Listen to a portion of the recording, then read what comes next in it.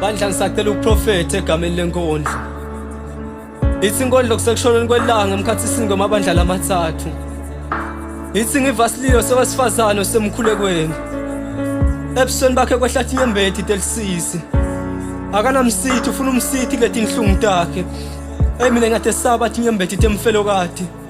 Inkinga ngiyathi iphenduka litsaka dibishise labahlakaniphile. Bandla ngisacela ukuprofetha egameni lenkondlo.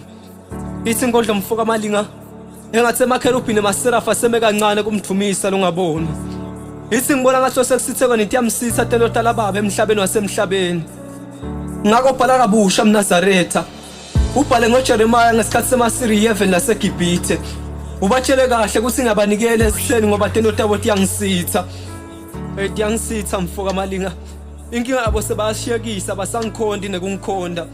Bathi bona bangithumisa kanti bangithumisa ngetindzebe temlomo inhlitiyo tabo likhashane nami.